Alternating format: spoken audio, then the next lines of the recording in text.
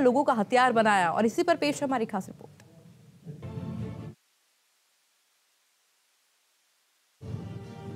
भारत में किसान क्रांति के अग्रदूतों में बलदेव राम मिर्धा का नाम शिखर पर है।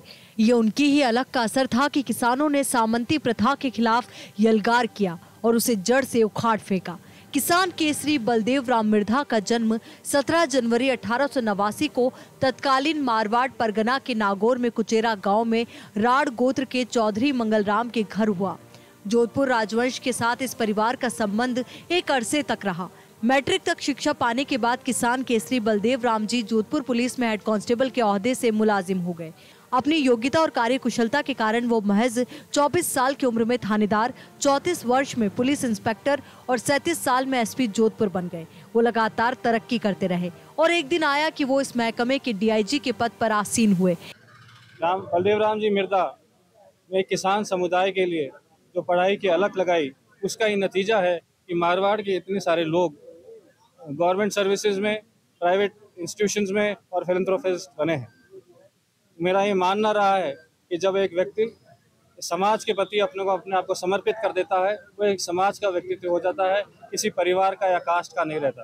किसान केसरी बलदेव राम जी का नाम सभी बहुत इज्जत से लेते हैं और मुझे तो बहुत खुशी इसलिए भी होती है कि परिवार के सदस्य होने के नाते वैसे ही बहुत गौरवान्वित महसूस करते हैं। और उन्हीं का दिखाया हुआ मार्ग है जिसपे चौथी पीढ़ी कह सकते हैं हम कि आज राजनीति में, उन्हीं के दिखाए हुए मार्ग के ऊपर चलने का प्रयास करते हैं और अपने जो लोग हैं उनकी सेवा करने का प्रयास करते हैं।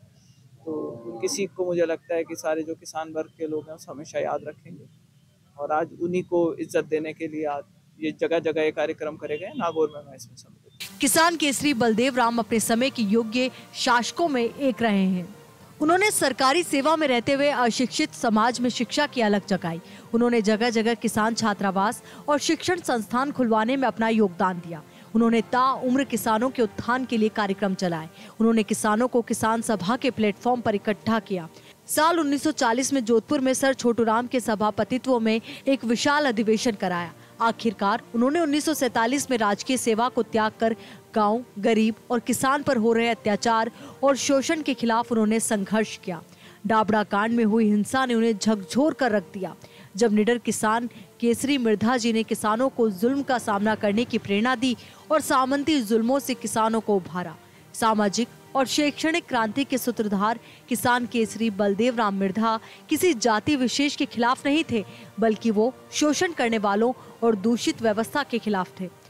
आजादी के बाद किसान केसरी बलदेव राम मिर्धा ने पहला चुनाव 1952 में डेगाना से लड़ा था, जहां से वो निर्वाचित हुए।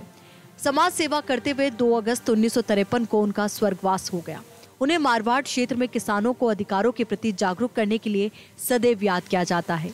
ये किसान केसरी बलदेव राम मिर्धा द्वारा जगाए अलख का ही परिणाम है कि किसान जागीरदारों के खिलाफ उठ खड़ा हुआ, जिसके बाद देश में पहली बार जागीरदारी उन्मूलन और किसानों को भूमि का हक दिलाने के कानून बना। देश भले ही 1947 में आजाद हुआ, लेकिन प्रदेश के किसानों को 50 के दशक में आजादी मिली, जब किसानों को जमीन का हक मिला। जन्म जयंती के मौके पर किसान के मसीहा को याद किया जा रहा है।